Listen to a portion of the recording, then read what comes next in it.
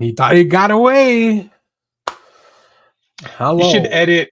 Do you remember those old Toonces, the driving cat bits from Saturday Night Live? You might be too young for that. It was an '80s bit where they had, it's usually Steve Martin hosted, but they had a fake cat that would drive a car, and it would obviously crash off things. But I would love to see that scene with Toonces driving. If it's before Will Ferrell, I probably did not know. It's too much. It's too much. Yeah. Well, what a way to kick off the show. Me confusing Danny. That's right. Welcome everyone. We have a small crew today. Everyone decided it was a holiday. They're like, it's spring. I gotta go out and frolic. So here we are. Jeff and I. Joke's on them. Yeah. Because we live in Texas, so they're gonna be full of allergies. I was outdoors on Thursday for like an hour. We were having a little cookout for my family. And yesterday, it was like, I was like, fuck, did I get COVID again? What is happening? Like none of the pain or the fever or anything, right? It was just like like your throat. Yeah. I can still feel it. So I was like, damn, I hope I didn't get sick. But I was like, no, it's got to be allergies because I was outdoors. And then we were cooking, like, so it was like smoke and plus allergies. It's like, haha. My car has a nice yellow sheen of pollen all over it. Just mine does too. I got a black car, so I can always tell when it's allergy season. It's like a built-in feature of the car. Right. When it turns a tint of yellow. That's right. All right, so we got a few things planned today. Jeff and I, believe it or not, still managed to watch and read a lot of comics this week. So we're just going to go all about that. There's a few things that we might get into it. Some internet stuff for wrestling or even news. So we'll see. We will also have a review of a comic book that's coming out next week. So stay tuned. Just an easy breezy kind of episode today. Easy breezy Sunday. But one thing I'm trying to be more, I'm trying to be better about is let me pay off the thumbnail right away, right? And it was very self-serving this time around, this week, because our Sonic review, our Sonic, a DC Sonic crossover review, it's almost at 1,000 views. So I'm like, Sonic gets the clicks. So now, Jeff, I know you didn't get a chance to read this because it was a massive week in comic. Like I bought too many this week. A lot. That is a lot. Like that is like I usually buy a lot. Even for me, I think this is a lot. This is where I'm happy I don't have like a cocaine habit to go along with my comics. Can you imagine? Yeah. Like that's why, and that was something that I did. Like sometimes, like my friends or my family would be like, will see me walking in with a box of comics, and then I'm like, this could be drugs. All right, right. It's not. Could be drugs. It's expensive, and I could buy some drugs with these. If you pound for pound, I think cocaine's still way more expensive than right. Yeah, still than comics. So although comics are pretty heavy. But when you add in some blister packs, I don't know, those $25 WWE blister packs. Oh, that pop. Yeah, you're right. I should switch. This is the episode where we convinced Danny to take up drugs. This is the opposite of the PSAs you would see in school. Yeah. It's like, drugs are cheaper and more fun than your nerd books. Yeah, I'm sure YouTube loves that we're starting off with drugs. Saying it multiple times. This early was like in the 80s. Yeah, I do label Saturday morning. I do label all these not for children, so hopefully we don't end up on the YouTube Kids app. Parent your own kids. Parent your kids. Cocaine? Yeah, they're gonna find out eventually. We're the ones to teach them. That's right. I don't know. I feel like, I mean, I could be wrong. This may be just. I feel like kids and younger people, like they don't like drugs are not. They're like.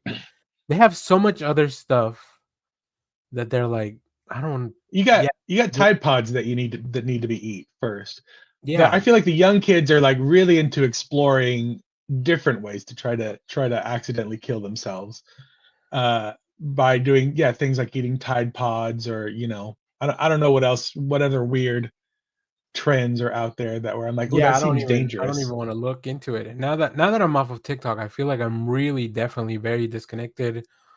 Because there was a few people that are just like, they did funny skits or whatever, but I could tell they were quite younger than I was. So I was like, oh, this gives me a little bit of insight as to what they are doing. But yeah, I think everything is I feel so. like you are I don't know exactly I feel like you fall into the younger millennial category, which is Um, probably like where the like I see where so like the Gen X kids saw where like their parents were like crazy from Vietnam and stuff, and we were like and I feel yeah, like the yeah. millennials were like, oh, we see where like the Gen X kids are broken, like their brains are a little bit broken, so we kind of don't want to do that. Mhm, And then like mm. and now like the Gen Alpha kids are like, well, let's go crazy. Like, the world's ending. Yeah, yeah, Everything's yeah. ruined. So why not They're just draw like, something into my eyeball? millennials overcorrected. Yeah, Uh, right. You so guys were just quietly sitting. You kind of took after the Gen X kids to quietly sit in the corner, but it was like, oh, you know, we enjoyed watching the fire burn, and I feel like the millennials were like, we should probably maybe do something about it. But right, right. Yeah, it's like, we don't just have to sit here looking at it. We can at least bring it up. Mhm. Excuse me, there's a fire going on. There's a fire. Very, very politely though. Don't And want the to Gen X ruffle. kids are trying to light their cigarettes off the fire. Like that's all Yeah, we want to do. don't want to ruffle too many feathers. Yeah, even smoking. Like I feel like I don't. I like a lot of my friends. I don't think they smoke. A lot of them drink, and I think that's even a thing that's kind of going away. It's interesting just to see how like each But see, generation picks their own thing. I think the younger kids are starting to smoke again. I feel like there is a Ah, trend like because the vapes are too dangerous, so might as well just go back to smoking cigarettes. And I feel like Joe there's we Camel started getting his starting to humps see back in. get that Joe Camel back out there.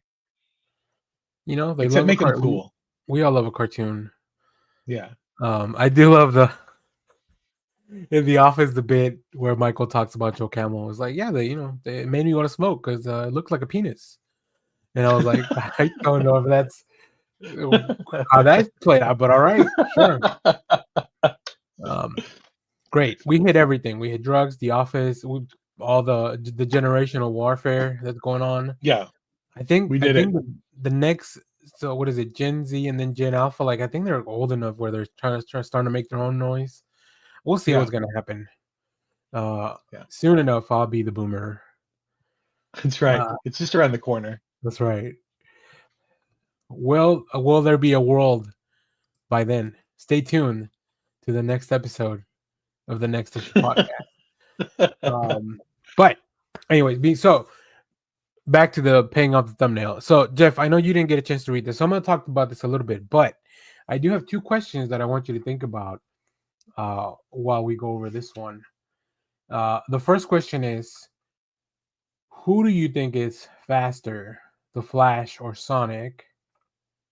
And the second question is, because this is apparently the year of crossovers, who should Sonic do a crossover with next after the Justice League? So percolate on that.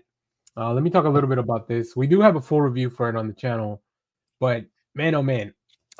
First of all, there's a few Sonic characters in here that I didn't even know about. The book is really good at telling you who everyone is, but if you're not deep into the Sonic lore, you're not gonna know, right?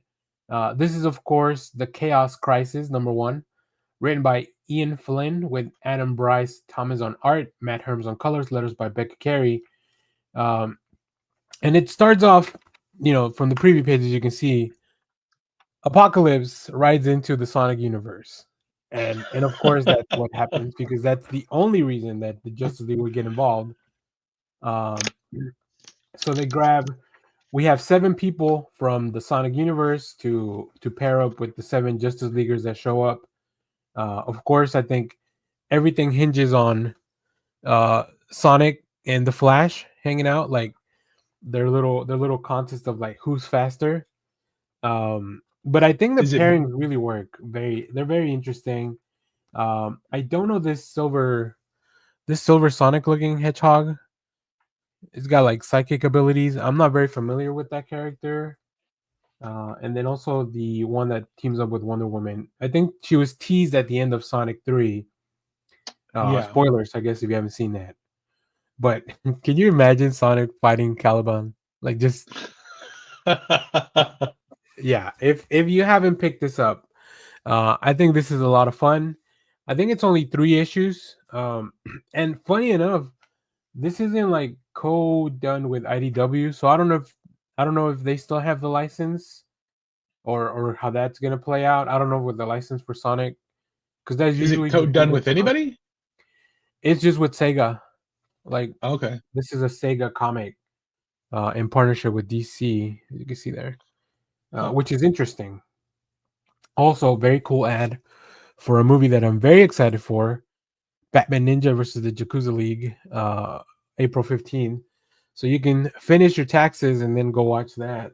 And So then either celebrate or cry by watching the movie, one or the other. that's right. Yeah, either way.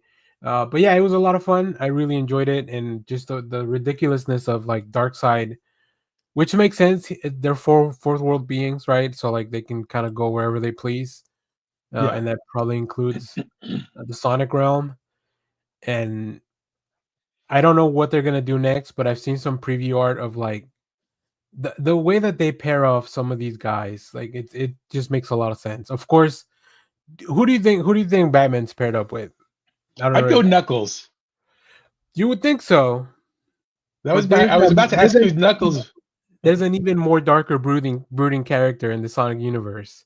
Is it Shadow? Is that Yeah. okay? Yeah, Knuckles is actually paired up with Superman because they're both strong, I guess. Strong. But yeah, there's a moment where Batman asks Shadow like, "Who did you lose?" And then he tells him like, "I lost my parents." And then Sonic, and now I can only hear it in Keanu Reeves' voice because of the movie. Shadow's like, "I lost Maria," and then they both get on their bikes, and it's just like the dumbest, most emo, fantastic moment. So yeah, it's quite a hoot. So if you have a chance, pick this up maybe when it's all collected or when it hits the DC Infinite. Oh, I don't know if this will be on the DC Infinite app. I would think it is since it's not like an IDW crossover. And then in the back, there in the back of all the DC books this week, there's a little preview of Absolute Martian Manhunter, which That artwork. I have read as of today, and there'll be a review for that later on. So, all right, Jeff, did you get a chance to think about the 2 questions that I asked? My first question, before I answer my question, is it Barry Allen or Wally West? Or do they even say? On this, so I don't remember who it is. I think it's Barry Allen on this one. Because Wally is usually, I think he's like Kid Flash right now. I don't remember. There's a lot going on with the Flash family. Yeah. Does he even say his name? I think he just introduces himself as a Flash, so I don't know. It's probably just Barry. It's probably just Probably generic Barry. Barry. I think Sonic is flat. I think Sonic would be faster than Barry, but not. I think Wally's faster than Sonic. I've always thought of Wally as being the fastest Flash. Which is interesting because in Young Justice he was not, right? That was one of the reasons he died, if you remember. But then I think he came back even more supercharged or whatever. Spoilers for Young Justice from years ago if you haven't seen it. Right. Yeah. For at least a decade-old cartoon, at least. That's right. Old. But I think in the comics, I feel like Wally was always faster than Barry. Maybe because Barry died during Crisis, and then Wally had I feel like Wally was became more experienced as Flash than Barry, and had to deal with a lot more. So, but then maybe after Jeff Johns came back and did his Flash run, he might have made Barry canonically faster than Wally. Maybe. Again. I would like to see Sonic. I feel like the obvious answer would be the Turtles. Good. Because they're all because they're all animals. But I would like if Marvel wants to play, then Sonic Squirrel Girl crossover sounds fun as well. Oh, like does it start with Tails becoming friends with Squirrel Girl? It could, yeah, sure, yeah, exactly, because they can bond over their tails, you know. Yeah. Like, wait a minute, you have more Tails than one? Right? So that's interesting because I thought about it and I was like, this feels like it's the year of Godzilla. So Oh, I that'd don't be know if a fun. Sonic Godzilla crossover would work, but it would need to be the version of Sonic that is on Earth, and there's a kid that has like a really fast car that always is hanging out with him. I don't know if you ever saw that version of the cartoon. No, I never did. But it was like a kid, and for some reason he had a car that was not as fast as Sonic because I don't think anything is as fast. I think Sonic just gets faster if there's like a faster thing around. Yeah. But yeah, I think that'd be cool. Like maybe Sonic gets like a Chaos Emerald, and that makes him one of the Chaos Emeralds makes him bigger for some reason. Uh, so I would I like like to to see see a like Godzilla. Sonic Herald of Galactus. That would be a fun, Oh yeah. a weird Ooh. fun crossover. What about Sonic in the universe of The Walking Dead Mm-hmm. or the Yeah. Marvel Zombies? I guess either or. I guess Marvel Zombies might be more interesting uh Yeah. since there'd be like superpower zombies. What a wild time that was when everything was a zombie. Do you remember when everything was a zombie? Yeah, it was a wild time. It was a wild time. Where We where were and you we when where were you when Robert Kirkman turned everything into a zombie? and zombies are always like some kind of like it's a outbreak of some sort. It's some kind of medical something that happens. And Yeah, we all lived through like the rise of the zombie genre yeah. through Walking Dead, and then of course the video game, whatever it's called. My brain is not working right now. Um, with the fungus zombie things, The Oh, Last of the Us, Last of Us. Yeah. Last of Us. And yet we still have a measles outbreak, so nobody can wash their hands. This is what we've learned, is that with all this media, we still haven't learned to wash our hands. I was thinking back. I don't know why. Maybe because it's been like 5 years since like COVID first was introduced to the U.S. In a really big way. But I was thinking our first when we started trying to figure out how are we gonna do the podcast. For those that don't know, before this was on YouTube, we would record in person using I have equipment like podcast equipment, like a little Zoom recorder and like microphones, and we would meet up. Um, it was I think it was Shelby's dad, Shelby, who's Clay's wife. Her dad has an office in the Garment District in Oaklawn, Hmm. and they will allow us to use their office space, like their meeting room, to record. So like Sunday mornings, we would drive out there and then record just an audio podcast. But then when COVID hit, like obviously we didn't want to get in person, so like the first one I think we did over like Zoom, and we're trying to figure out how that was gonna work, just to record the audio. And one of the first Yeah, things we yeah. noticed was like yeah, we all keep touching our faces, and like so it's like really bad habits of people that lead to the spread of disease and stuff. But it's just like, yeah, you can't help it. I don't know. If you have a beard, like you're constantly, I mean, Yeah, you're at least always like, I'm constantly messing around with it. So good times. super Maybe fun. Darkseid should pop over and eradicate some of those things. That'd be great. Is Yeah, that I what the mean, I thought, anti-life equation? Oh, there'd be like anti-life equationists. Uh,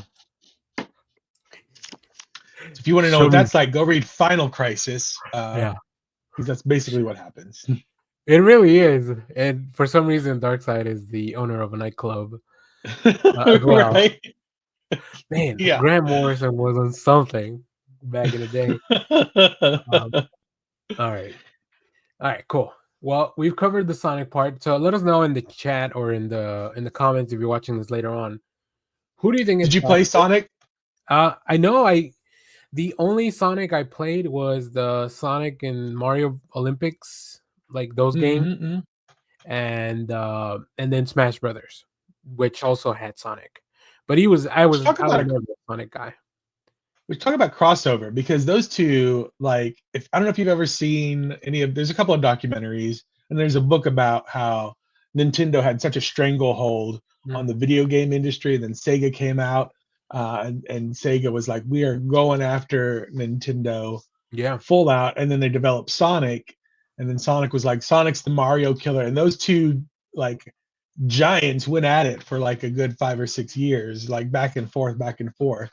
So for them to find, it's like a Marvel DC crossover for them to have like put Sonic and Mario in the Mario games. I think, it's Yeah, that was pretty big. cool. You're like, because I remember even seeing the first commercial, and it's like they were hiding that Sonic was part of it until like he shows up at the starting line, and you're like, "Whoa, is this really happening?" Like, because I think the Olympics was before Smash Brothers, maybe not, but that was the first time they had a game together where it was just Yeah, like the two of them, right? Because it was called Mario and Sonic Olympics or something like that. So the Olympics always bringing the world together. yeah. Except for maybe for the next four. We'll see what happens in LA. Yeah, right. I played the first Sonic because we had a Sega Genesis growing up, but that's about my. Fancy. Yeah. Oh yeah, we were a fancy home. We were a Super Nintendo fancy. house by default because I think my cousin or somebody gave us a Nintendo, and they're like, "Well, this is all we got. This is all we have." So here we are. I was thinking back on it. I was like, we had a lot. Like, I'm not a video game person. Like, I've tried. It just doesn't. They don't hold my interest. I have several consoles where I've tried this out because I like the idea of video games. Like, I like all the Yeah. colors and stuff. But when I start to play them, it doesn't work for me. But we did have both the Atari and the Sega Genesis. We also Ooh. had something else because my dad worked for Texas Instruments, and so Texas Instruments had their own like whatever kind of computer, like early thing that we had one of those as well. That's a calculator, Jeff. Yeah, we had the TI calculator. We That had the was not little Mr. a Game Professor. Boy. That was not a Game Boy. That was just a calculator. If you wrote, you could write boobies on it, and then if you flipped it upside down, Right. that's Oh, how you could that was the draw game. boobies on the graphing calculator. You just had to get the right parabola, if you know what I mean. Yeah.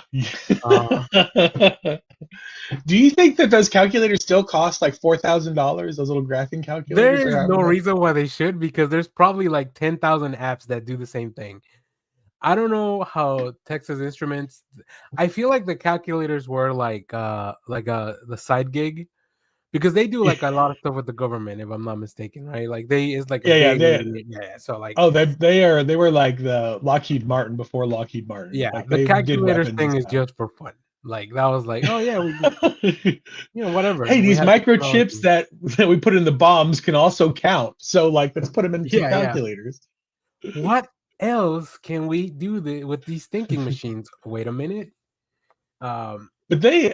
I feel like they had the monopoly on calculators, though. Like I mean, if if you you wanted, wanted you a had good to. one, because Yeah, even you at had to get it. school, in Well, high school, the like, school, they were like, get this Texas Instruments calculator. Like they would. and maybe it is because we went to Texas school, so maybe other states had not. I Other mean, there was other calculators. calculators. I don't know, but yeah, for sure. Like on our, especially in high school, like I was in calculus and pre-cal and all that stuff. Like they didn't ask us to buy it because they were very expensive, but they would let us borrow. Like at the door, there was a little thing with just calculators. You would walk in and grab, borrow one Yeah. for class. Let us know if you're in another state. Did you have a Texas Instrument calculator, or Have did you you heard use of a them in school? TI-83 graphing calculator? That's the model I was on. Is that And part of then your childhood? at the end of the year, if we took the AP exam or something, like they gave us one to send us on our way to college. It was like we were ready. Oh, what a We gift! were well, It's a and gift. then in college they didn't let you use the calculators. So Professor was like, "No, we don't use graphing calculators in this class." I was lied to. Anyways, It was a what? dark day for teachers. It was a dark day for math teachers when they could no longer say, "You're not going to have a calculator with you at all times." It was a Yeah. dark day when they realized that that is no longer the thing they could Well, say. I mean, we had watch calculators back in the day too, so like that was a very rare case. That transformed into their own little robots as well. I know. Yeah, now they do. They all do. They do all sorts of stuff now. If those teachers could see us now, I wonder what it's like being a teacher now. It probably sucks. Probably terrible, probably awful. I would not want to do it. You have kids that don't want to listen to you. You have parents that don't want to listen to you. You have The school that Department of doesn't want to Education was listen to you. just just demolished. So, Ah, all right, let's whatever. talk comics. Yeah, let's talk about fun stuff. But yeah, let us know.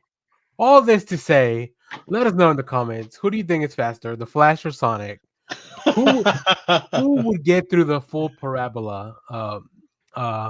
And who would reach the limit first for those in Cal 1 AB? Yeah. And also, what crossover would you like to see Sonic in? Like, let us know. Pitch us a story. We know people. Just kidding. We don't know anyone. Yeah. But we do have logins to AO3. Is that the fanfic website? Mhm. Yeah. I think so. Yeah. We can type something up. So, all right. So Jeff, let's talk about the stuff we watch first. And I think we could just go one and one since it's only the two of us. We'll ping back and forth. I'm going to start with a new Steven Soderbergh film. You may know this director from Ocean's 11, 12, 13. Heard of him? Heard of him? Yeah. I watch the movie called Black Bag.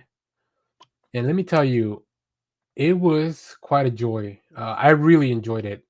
Michael Fassbender, Kate Blanchett. They play like, and Pierce Brosnan's in it, and everybody's in like, it's like this agency of spies, and they don't try, like something has gone awry. There's a mole in the agency, and they have to suss it out. And it's up to Michael Fassbender because he hates liars. That's his whole motivation. He hates liars. And in this movie, he's married to Kate Blanchett, so they will also work together. And I think they were trying to pitch this as a Mr. and Mrs. Smith type of thing. It could not be further from that. Which I also like Mr. and Mrs. Smith. I thought that was a fun film, but this is way different.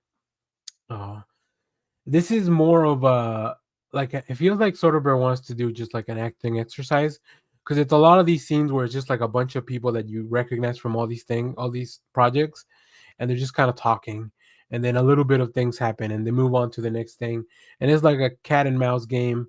And then obviously, if you've ever watched a Soderbergh film, you know, like there's always that music, that little like boom boom boom, so it's always yeah, and it's 90 minutes, and it's just like the perfect length. So I really had a good time with this at the theater. I was gonna watch the Looney Tunes film, but for some reason that wasn't playing until like the evening on Sunday, and this was playing at 11:30 in the morning.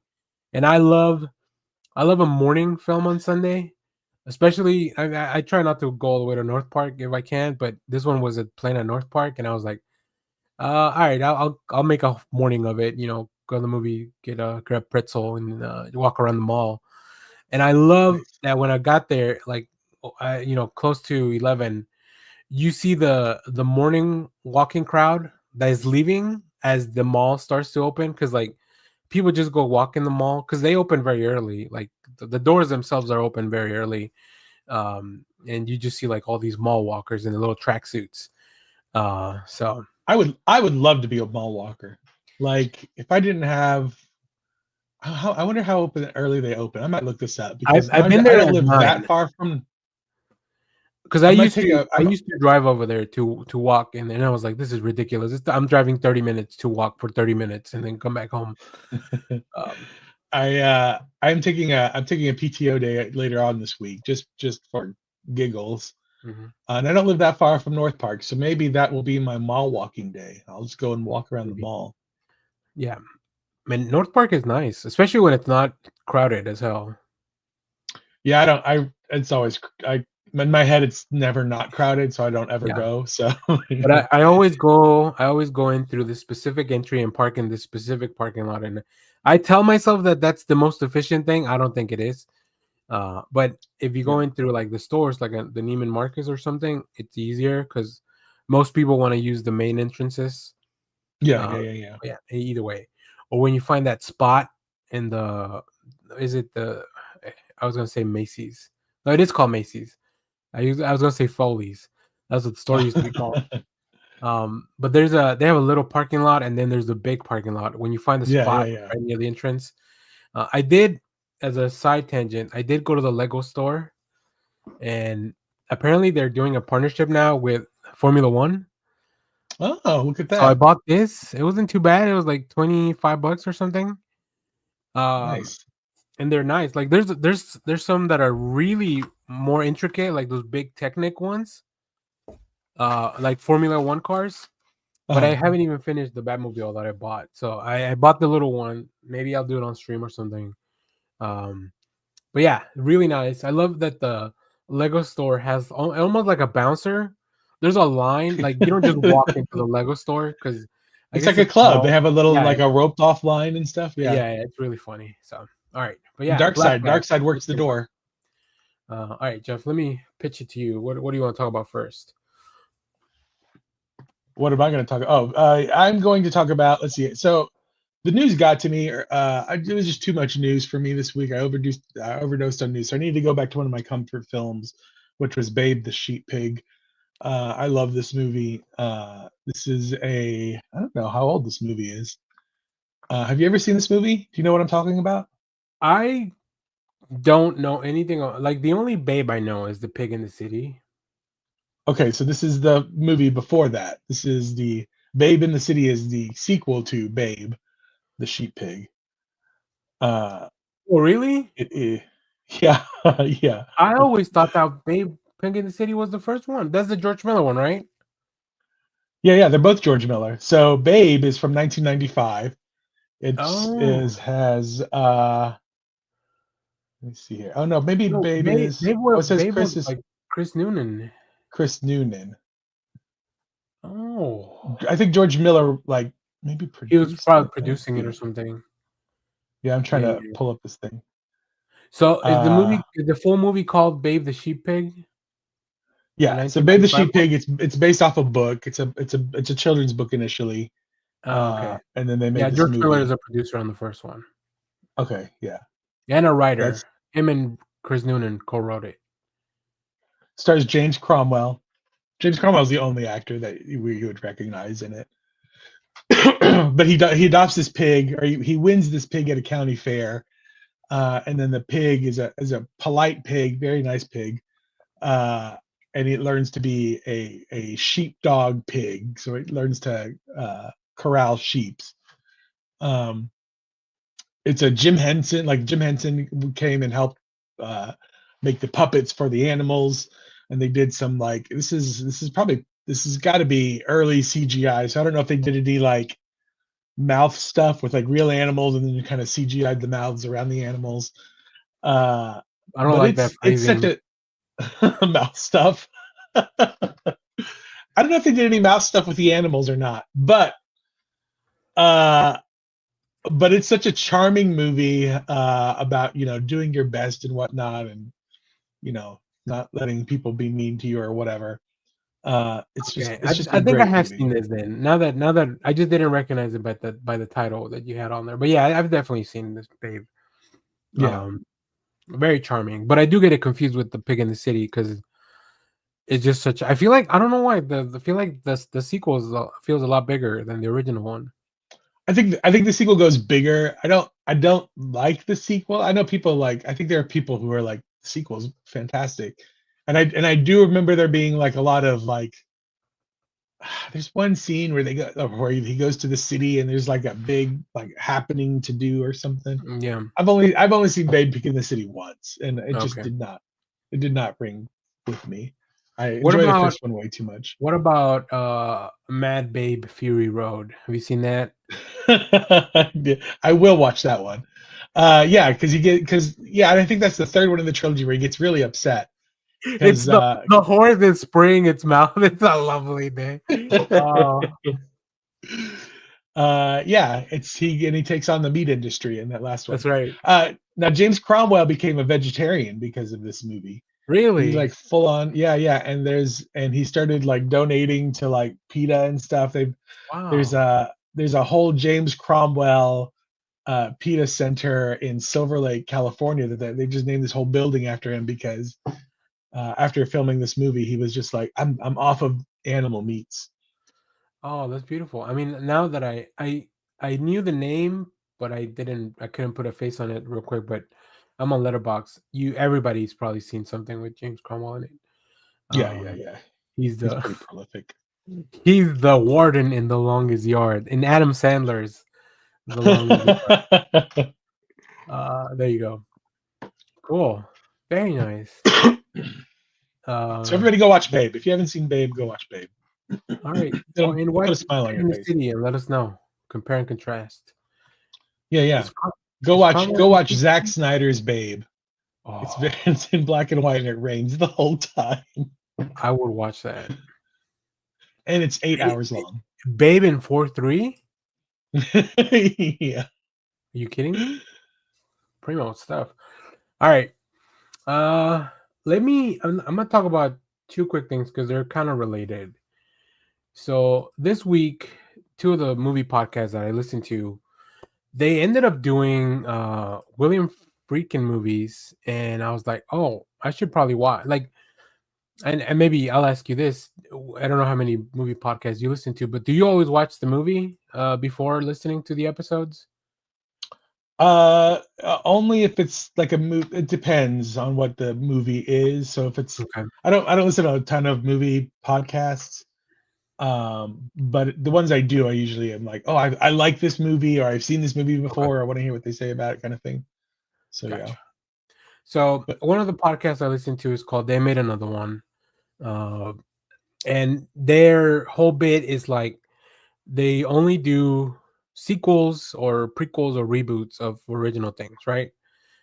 So for this week, they watch The Kane Mutiny Court Martial, which was William Friedkin's last film. It was a Showtime film. Like this, it was made for Showtime, so it was like a direct-to-TV adaptation of the Kane Mutiny, which is just like, I think it's a book, and it's like a I don't know. There's been plenty of stories on this one, but it was really good. Let me tell you, just let me name a few of the cast in it, and this is from 2023, so like a lot of these people, they've been around for a while. Kiefer Sutherland's in this, Jason Clarke's in this, Lance Reddick is in this. I think those are the big recognizable names. And it is just it's like an episode of Jag on steroids, where it's just like the courtroom. Like in my Letterboxd review, I wrote like Jag wishes it could have ever been this good. Because it's just this dialogue. It's about a trial of this what is it, the first mate or executive officer in the ship. He took control of the ship, and then he's being accused of mutiny, so they had to prove that there was a reason it was reasonable for him to take over the ship from this captain, who's played by Kiefer Sutherland. It was really good. Like when I hear William Friedkin, like I normally think like The Exorcist or Sorcerer, like those types of films. But just knowing that, before his passing, like this man was still doing stuff like this, like where it's like where the budget is low, it's just gonna be like, let's get the best people to do this, and then we'll figure out the rest. Because you spend 95% of the film in this like courtroom that they set up, and maybe like, I don't know, in a small set or something. So and then the other movie I watched, I listened to another podcast called 70mm, where they do movies, and what's their theme this month? Books adapt. It's based on adaptations to books, which The French Connection is a book. So I watched The French Connection. They decided to do this one because Gene Hackman recently passed away as well. I had never seen it. Uh, it's very interesting. It's not my favorite. I think I like the other one better, and maybe I'm in the minority there. But man, William Friedkin definitely has a very specific style and flavor in his movies. I love that this movie doesn't answer any questions. It's just like, we're just gonna give you this part of the story, and then it's up to you to figure out, because it's based on like real life events too, apparently. Yeah. And Gene Hackman, he's just great. He's this cop that maybe he's not very good at his job. Maybe people don't like him, and he's just trying to get the drugs. So it's still on Prime for the next few days. It will be leaving soon, so if you want to go check that out. But yeah, double dose of William Friedkin, which made me think, like, should I keep watching his movies? Like, is that something that I should do? I don't know. I think I've seen a lot. Well, not a lot, but definitely Sorcerer and The Exorcist. And I hear Live Die in LA is very good. So maybe that's next. Ooh, I Rules of like it. Engagement. All right. So many Yeah, movies. I just clicked on his page. There's a lot. Like, apparently very prolific filmmaker. So Nice. I watched. I guess we're back to me. yes, sir. To update the podcast, I did watch Yeah, Smile 2, love the and continuity. yeah, and our theories from last week. No spoilers, but they are correct. So if you're watching this week and you want spoilers, you got to go back to last week's episode to find where we talked about Smile 2 and our theories about what would happen. But Oh, I what we forgot what we said said. what we said last week is exactly how the movie ended. Uh, and I gotta tell you, if anybody starts smiling real creepy at me, I feel like the best defense is just to close your eyes. Like, just don't look. Just don't look and see what's gonna happen. Oh yeah, yeah. Uh, yeah. Oh yeah, because you So have to see them. You have to watch them, you have to right? see them. Yeah, you have to see because they smile and they, you know, themselves, and then the person that watches that act is where the demon moves, like the curse or whatever moves onto that person. Can you imagine, like, the demon doesn't know, and it's like Matt Murdock, and he's like, and starts doing it, and because Matt has the senses, like, he acts like there's a person, like he understands there's a person there, and he's about to do it, and then the demon does it, and they're like, but Matt never saw it, so like, what happened? Like, it just fizzles Yeah, out. what You know? happens? Yeah. Or what happened during COVID? Like like the demon like just jumps in and then we all have to go into quarantine and then the demon just like, well, all right, never mind then, you know? Mhm. It's kind of a bummer for that demon. Yeah. I do think so both movies I didn't look this up. I don't remember the person's name. So both movies are written and directed by the same person, the person whoever came up with the concept. But there is a thread between the two movies other than just, the smile part is that everybody who gets afflicted with this thing, like all their friends are just really just terrible to them. Like they are in the first movie and both in the second movie, they're just like, I'm having this like nervous breakdown and everybody's just like, well, okay, but we need to go get groceries, like whatever's happening with you has to wait until I put on my shoes. Like it's just all these like little things where they're just Yeah. really mean to the person and they just want to go on with their lives. And I just want to, maybe the director needs a hug or something because it feels like they're trying to work something out in these movies where maybe at some point while they were growing up, people just did not listen to this person when he was trying to tell them that something was going on with them. So it is Parker J. Finn, who is a year Yeah, younger than me. What am I doing? How come I haven't made a bunch of movies? yeah. Um, but I will let you know, Jeff. There is a Smile 3 in the works. Oh, neat. So Yes, now, do finally. they reconcile, like, how the Smile 2 or how Smile 1 is kind of connected to the second one? Like, do they Yeah, explain? it is pretty cool how it is. And Okay. you should watch Smile 1. They do Okay. explain like what happened. So Smile 1 does a great job of explaining what is actually happening, like the Yeah. evilness or whatever.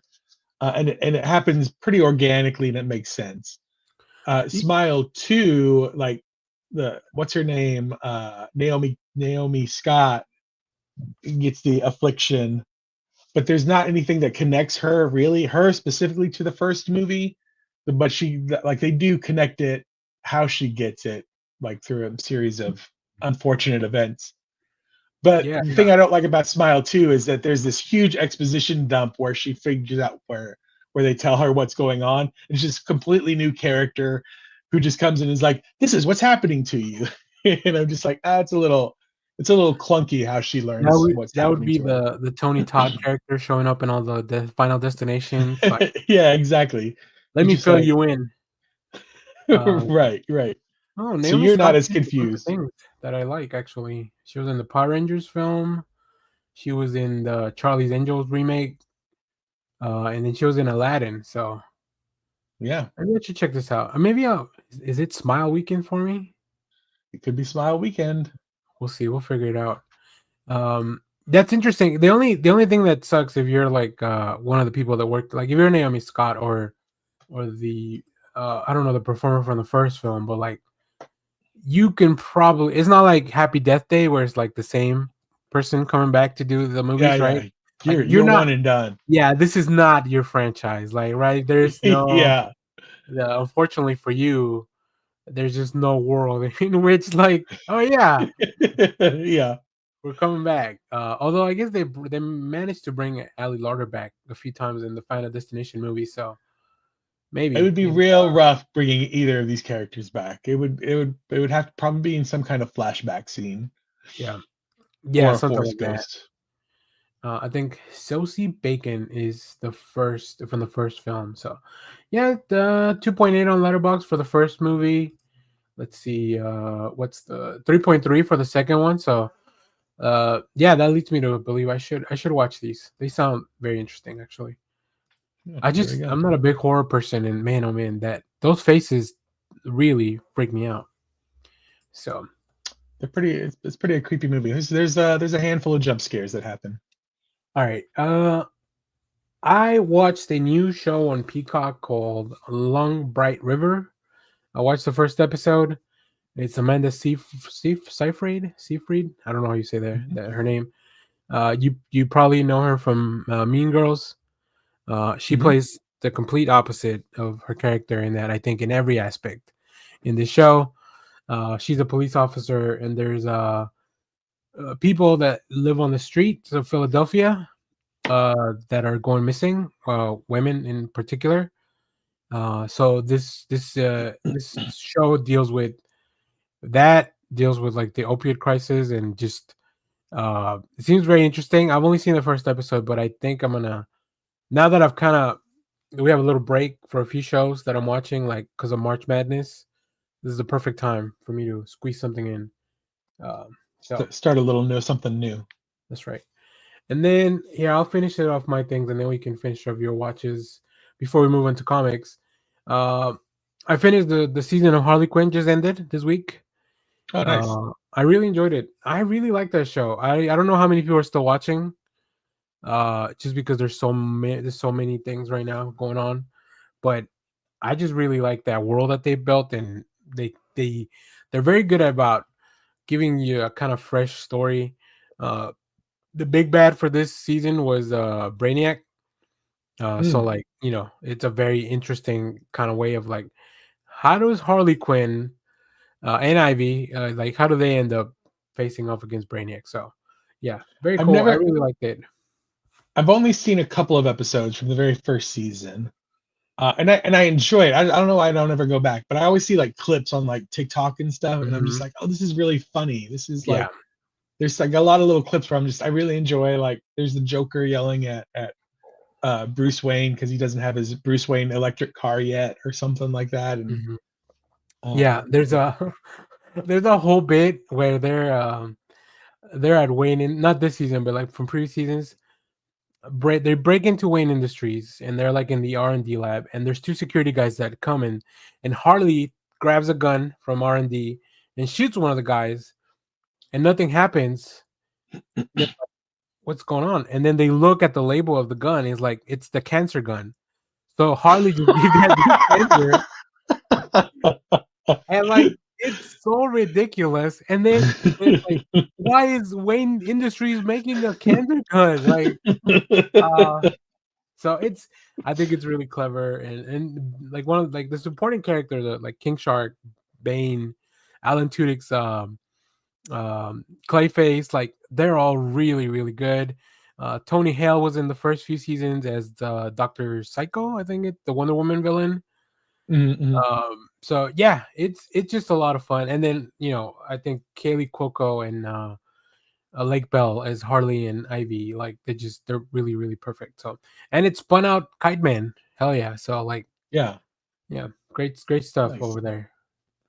All right, Jeff, let's finish over your watches before we move on to our comic books.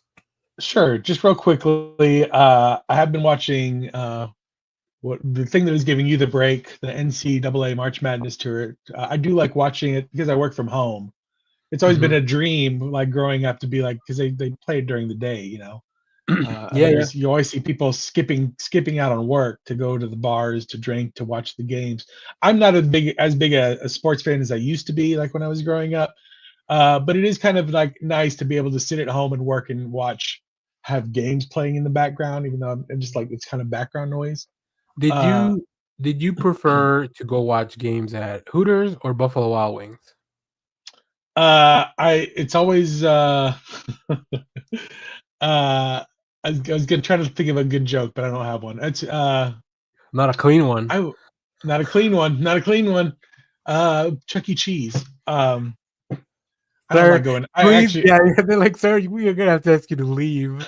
Like, I'm here for the pizza and the basketball, all right? I'm here for the basketball. Uh, I, the basketball is fine, whatever. But every year, I always end up watching, just coincidentally, uh, Xavier played last night, the school Xavier, and I'm just like, Xavier School for Gifted Young. Like I feel like I have to pull for them. Yeah, yeah. They lost. They lost badly last night, so they're Damn. out of the tournament. I don't know why they didn't use their powers, but that was that. Maybe it was a no powers tournament. It could have been a You no know, powers tournament. They could. It's just the worst ever mutants since ever. Gambit graduated from Xavier, like team's Right. gone downhill. And they're mostly known for their baseball, I think. Xavier School for Gifted Youngsters. Oh, that's So true. their basketball program not so great. They never finished the Uh, games though. They never finished their games. right, right. The other thing I watched, I was flipping through. I have two different YouTube channels that I am like they're my channels kind of thing, Uh-huh. and They're called I Google was just accounts. Google accounts. I have two different Google accounts that have YouTube's tied to them. I was scrolling through like my watch later Yeah. lists from like way back in the day because I was just like sometimes I'll put something in the watch later and I'll forget about it for Right. years. And so I was scrolling through and I found stuff from like 6 years ago. And one of the things I found was like an old Screen Junkies YouTube video pre-COVID, and they were talking about their Marvel Phase 4 predictions. They were all wrong, so completely wrong. But it is fun to go back and look at those things where I Yeah. was like, I wish Screen Junkies were still around. I don't think they were still around. But it'd be so much fun for like those people to go back and like, let's look at our old predictions for this XYZ and see how close we were. They were completely off. They were like, Thor Love and Thunder, they will never touch Jane Foster having cancer. Like that's way too dark for a movie. And then of course it's, That's kind of front and center exactly what the whole movie's in the about. movie. Yeah. Yeah. So they were really looking, they had uh Captain America and the Winter Soldier. They were like, oh, Red Guardian's gonna be in it. And like they had all these theories about things that were gonna happen that none of it played out. So That's and funny. it's fun to see an innocent time, pre-COVID, pre Jonathan, what's his name, having to get kicked out of the MCU, Oh yeah. uh, before the fall of everything, before the fall of mankind. It was nice to see an old YouTube video back. It's like watching a disaster movie, but like the first 10 minutes of it. I can't wait to see documentaries about the 2020s where the narrator starts like it was before the fall of mankind and then just go into the whole thing. I also enjoy the same thing. Um like especially when I'm listening to like maybe a new podcast or something, I like to start from the beginning and kind of catch up. Although Mm, nowadays I listen to so many that I just jump in and then go backwards. But like, yeah, I remember my buddies over at I Read Comic Books. I was listening to their rebirth DC rebirth predictions, right? Like what is it gonna be or whatever. And by the time I was listening, like Rebirth had already happened. So like so it's always kind of fun. I don't know that I'm wondering if we have an episode where we've done like predictions. Maybe we should. We should do one and then revisit it a year We from should now do or one something and like that. react to it like a year later. We should do like Yeah. what's gonna happen in uh what is it, Secret Wars or Doomsday or whatever the next few Marvel things are. So Yeah. cool. Yeah, We it's could do always a we fun to could do do that. a after the final. I'm sure there's going to be like one or two more Fantastic Four trailers. So maybe after the final trailer, prior to the release, we can have our Fantastic Four predictions and then see how close we were after the movie. Yeah. Did you do a bracket for your March Madness? I did not. No, I didn't. It's hard to do that when you don't work in the office. Like when there's a few things that I miss about going into the office. And that's one of them. Like just the things that you kind of do as a group, just because you're there, right? Like all the time. So this week I actually had to go. Well, I didn't have to go, but I went in 4 times because they just reopened their office. Like they renovated their building. So they were doing like this whole opening week, and there was treats and stuff all throughout the week. So, and I was like, I don't think I could do this like I can't do this again. Going more than twice a week is like I am exhausted. I think back, like how did I used to commute an hour both ways and I then can't even still imagine. do 9 to 5? And this was 5 years ago, and granted I was younger, but there's no way that I was like that much more active, or like I was like, there's no way, like sleeping. Yeah, I guess Carlos in the chat, we were conditioned. Yeah, I guess, but man, oh man, this it's gonna take a lot of conditioning if they wanted to do that again, because it just doesn't make sense. I'm lucky in that. So the company that I worked for got bought out mid quarantine, and so the offices that we had, the lease, they just let the lease go up, and they were like, we're going to move you all to our corporate. And it's a huge company; they've got offices all over the country. So they're like, yeah, we have offices in Dallas, and we're going to move you in there. And then they did the thing where they found out, oh, we don't actually have enough office space for all these people. And by that point, so my previous company was very liberal. Once we went to remote full time, they were like, you're remote, move wherever you want to go. It doesn't matter. You're free and clear, just as long as you log in for work. We don't care where you live. So our team split up, like people went all over the place. So scattered. they scattered. So we still have like 3 or 4 people that live in the area. But when it came time to like who needs an office, our team was just like, we're all over the place. And so we got the permanent, well, you can permanently work from home. Do you ever need to go in to your office? No, I don't even know where our offices is. I've never been to it. Oh wow, I don't even know where it is. You wouldn't even be able to get in. Like, sir, I don't have a badge to it. Yeah. Sir, this is a business, please. Go sell your popcorn somewhere else. Yeah. I live here, I promise. I mean, I work here, I promise. Yeah. Oh, that's funny. All right. I honestly don't even know where my work badge is. Like, I'm sure I think I have one somewhere. I just the trick is to keep it in your car so you never not have it. I think it's in my. I do have a old like a duffel bag, or a little bag, yeah. Like a duffel bag, yeah. So it might be in there somewhere. Probably. It's just been sitting in the corner of my room for like 3 years now, just collecting dust. All right. Speaking of collecting, let's move on to comics. Bam, what a segue! Nailed it. That's a transition and a half, man. That's right. You want me to go first? Yeah. Well, I'll just jump in. Like, you can go through your list. I'll just jump in as because I showed you guys. I don't know if I showed this on air. I picked up a lot of comics this week. I just went in and told them, give me 3 pounds of comics, please, and leave them whole. That's right. And they wrap them in like the fish paper. Well, I mean, Titan does give me these. They use the paper bags. That's where I got it. For the I do. So I know you're no longer on the TikTok. but I still am on the TikTok, and I do these. This is my new comics that I pick up for Wednesday, I and see my them whole on bit is Instagram when you put them over. when I turn them over. My whole bit is I take the comics out of the bag, I throw the bag at the camera, and then that's my transition. Mm. I used to use a big brown bag like that I must have gotten from Titan because I couldn't remember which store I got it from, Mm. and I used it for weeks and weeks until the bag basically fell apart, and then I had to go with whatever bag they gave me. Well, And now you now I have know go to Titan every once in a while to re up, to re up the big or bag. you can come to my house. I have many of them scattered throughout my office because I usually don't take out my comics until we're gonna do this, like out of the bag. So I just like chunk it Yeah. somewhere. But Also, I you feel now weird have about like plastic bags go in like we have a place in our house for plastic they bags that go you in the use to pick up dishwasher. dog poop or whatever. Yeah, they go. Yeah. And they're the small trash bags, whatever we use them for.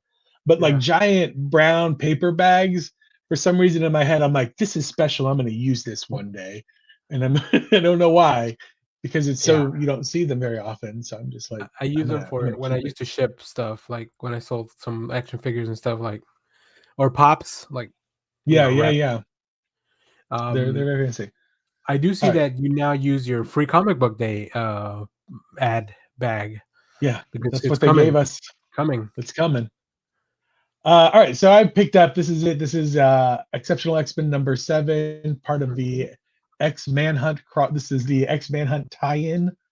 Although not really, because they only mention the X Manhunt storyline in literally like one block of comic, where they're like run in. They're like, Professor Xavier's escaped his jail, and everybody's like, okay, well let's go back to our issue of comics, which I love because it seems like e-viewing was just like, I don't want any part of this crossover event, but I know I need to be tied in, so here it is, and then I'm Yeah, going to go right back to my storyline. I love this is my favorite X-Men comic. Love it so much. very good. Uh, this is Batman and Robin Year One, #6. Love this cover by Chris Samney. Mark Wade. Mark Wade is very prolific this week. He's all over my comic list stat. Same. That's just a great Batman and Robin's just a great Th- story. Like there's Does this nothing too one big to. does this one close out the arc? No, Okay. uh, no. Actually, I don't know how long this is going to be. I guess it's a full 12 issues Well, would be my guess. I'm not. Yeah. So it's okay. So it's like a continuous story that's still going. Okay. Because I know sometimes they do for the trade they'll do like 6 issue arcs or whatever. So yeah, I did pick it up, but I haven't read these. I'm behind on these. I really like the first one, but I just want to read it all at once. So, It's and probably gonna. It'll read really quickly as a once through, and I think it'll read really well too. I did pick up Exceptional X-Men, but Peach The Peach Momoko. Momoko. If there's a Peach Momoko variant, I'm gonna take that one. It's good. What I else? just finished reading this new Zatanna book. Ooh, Love Zatanna, and I think Jamal Campbell is an old school Zatanna fan. I'm not super familiar with like all the ins and outs of Zatanna, but I'm enjoying the book. I don't, I know I'm gonna buy the collection of trade. that. So I'm not picking up the singles. I'm trying to force myself. So I picked up the first one because it's like the debut issue. But I know just because how much I enjoyed it, I was like, this is one of those that I want to have in a collection. And Yeah, I know DC is gonna do something really cool for like a hardcover. So I'm like, you're not getting me it'd this probably time, make a DC. good. I'm not done with this. Yeah, and it'd probably make a really good artist edition Yeah, collection as something like well that. because it's Yeah. Jamal Campbell. The newest issue of the Avengers. Really good. Jen McKay Avenger. I really like the artist. Karami. I don't know who it is. Fareed Karami. Okay. I haven't Pretty read that. good. It's a good month to month Avengers book. It's a little. You get the feeling because Kang is the bad guy. You get the feeling that was some like corporate synergy that they were hoping to go into a few years ago when the Kang was going to be the big MCU bad, and Yeah. now I feel that Jen McKay. I mean, it's you can't say you're stuck with Kang as a bad guy, but because Kang's an awesome bad guy, but it does feel a little out of place. I feel like Kang is just hard to like. It's so complicated too. Like So maybe it works. Maybe it'll work. I don't know. We'll see. I need to catch up on Avengers, because I was really enjoying that. And I think the last one I read is when Black Panther goes into like this micro universe or whatever. That was a And few he's still issues in ago. there. We He's haven't still in gone there. back and Oh my revisited that. god. Yeah, we haven't revisited that. We've been busy, and I think it's going to be a while before we do, because the next few issues are going into the One World Under Doom, the tie-ins. Oh, So okay, cool. this is the newest issue of Detective Comics, which we're you get to see Joe Chill in this one. That's pretty cool. Joe In a Chill, killer of Batman's parents. very high stakes, I think, but I love the whole sequence of Superman at the gate and Yes, the gate giving updates, like the security system, like there's like so many pounds of pressure at the gate, and then it keeps escalating, and then Bruce finally figures out who it is, yeah, and then he tells him like, I'm good, I don't need you right now, but if I do, I'll give you a call, and then they even pay that off in the same issue where like he calls him later. yeah. And I do So love, I love like that. There's the friend Bruce's friends are checking in on him, because it starts with Oracle calling him, and he just turns his phone off, yeah, and then Superman shows up, and our Clark Kent shows up at the door, and then what's her name, and the then Leslie nurse, I can't, Tompkins shows up, and Leslie Thompson. she's the one that actually gets in there, so like that's very cool. I love that. Yeah, I and feel I like, and I love their relationship. yeah, she's kind of like his surrogate mom, I guess. Like where Alfred was his Yeah, the dad, surrogate kind of. dad. Yeah. I picked up the newest issue of Bug Wars. I love Ooh, this book. Man, this book is good. This is like Honey, I Shrunk the Kids and Conan, yeah. and it's Oh fun. man. Uh, have you read it yet? Yes, yes. Yeah, I love spoilers. If you're not reading, people that are watching, but the all the bug people that are real bug people that live in these people's yards in Alabama. So the story is this kid gets shrunk down like a la Honey, I Shrunk the Kids, in his Yeah. backyard, and he finds out there's these. It's basically this barbarian culture of little people that ride beetles and bugs and stuff like that. And those people have this. They've all banded together to kill this little kid's older brother just because he's the one that mows the lawn. Which is like a crazy concept to me, and I love it. I love it so much, Mhm. because mowing the lawn, of course, destroys all the stuff. Uh, the newest I, issue of GI Joe. Oh, go Before ahead. we move on from Bug Wars, I love the idea of who the who the big what do you call them? I guess in this Coliseum thing that they've set up, like the adversary is like mosquitoes, because Yeah, obviously to like a human, like a mosquito, you get a mosquito bite, they don't take enough blood out of you to like do anything substantial. right.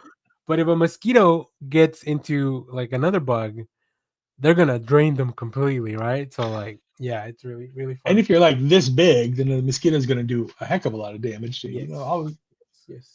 Also, there's a weird thing. I don't know, because there's a narration box that is happening, and I'm not sure who the narrator is exactly. Do we know who the narrator is? Because I don't Uh, think it's the kid. It doesn't seem like it's the little it kid that's doesn't seem narrating. like it is. No, I think my thinking was that it was the dad's notes.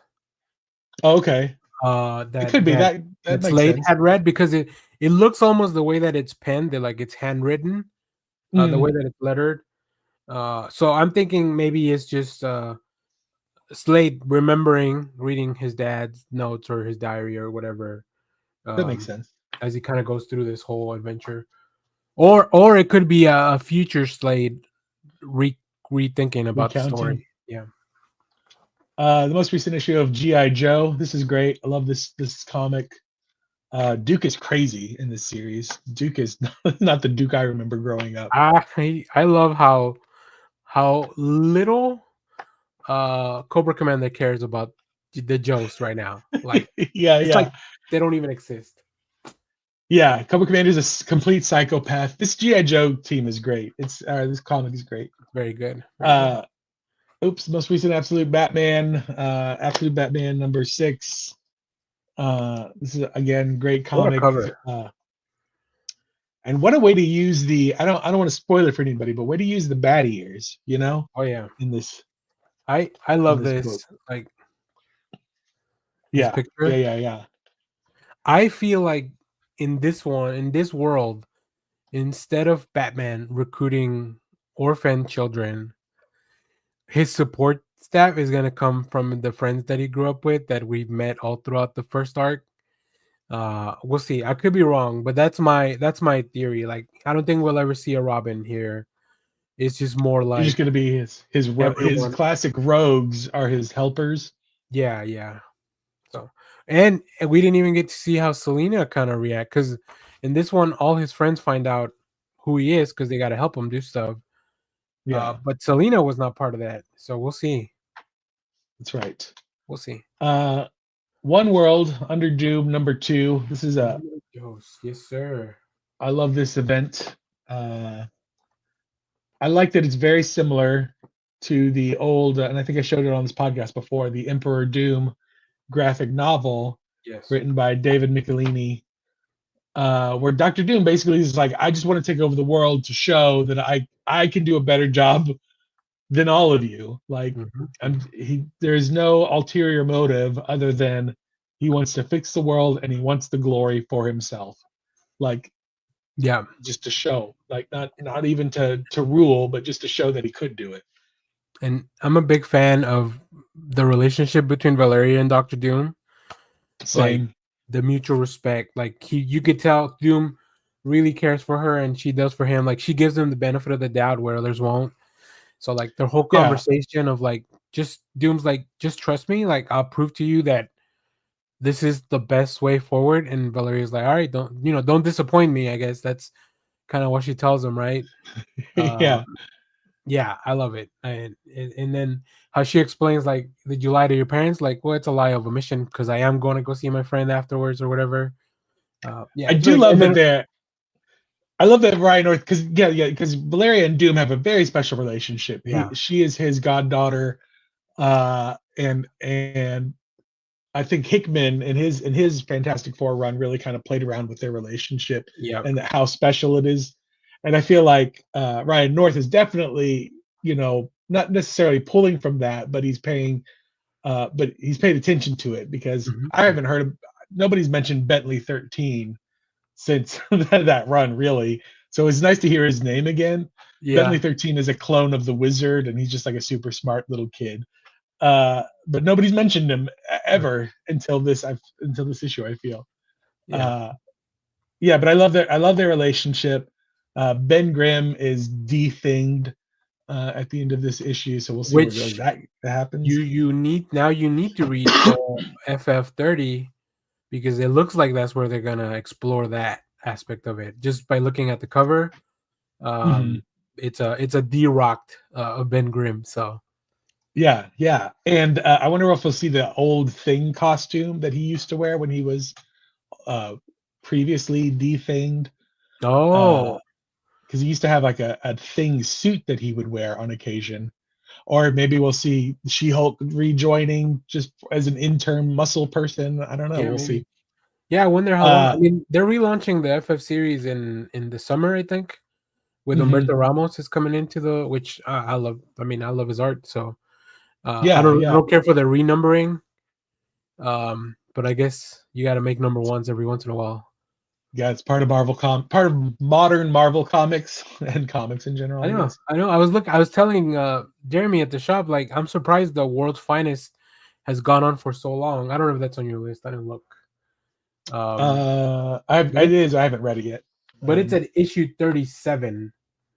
Like, when was the last time that a book went so far, right? Like, Right. Yeah. and they're It's still going. They're going like it's still going. there's no It's about end to in have a sight for this shit. crossover. It's They about to have a cross over crossover with. with Justice League Unlimited. But the thing I actually really love about the One World Under Doom is that Ryan North is definitely playing with, like, well, Doom is fixing things. Yeah. He is the most weirdly liberal.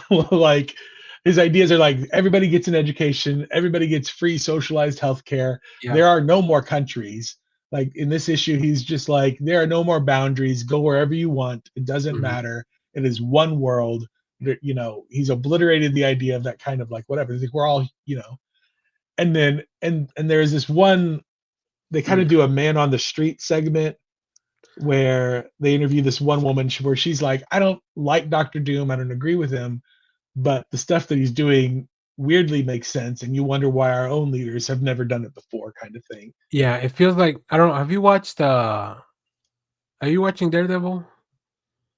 Yeah. You know the little segments with BB, like where she cuts in and talks Yeah. to people in New York. Like that's what it felt like. Yeah, yeah, exactly. So I think Ryan North is definitely playing, and of course, in our current political climate, it rings like extra hard. Yeah. So it's really interesting, and it's interesting that that our good guys, our normal good guys, are like convinced that Doctor Doom is up to no good because it's Right. Doctor Doom, and now they're having to team up. The issue ends with them being like, well, we're gonna have to team up with the Masters of Evil to maybe try to take down Doctor Doom. So you can see this flipping of like where people are going to be like, well, Doctor Doom's clearly the good guy, and now the Yeah. Avengers are teaming up with bad guys to try to take down Doctor Doom.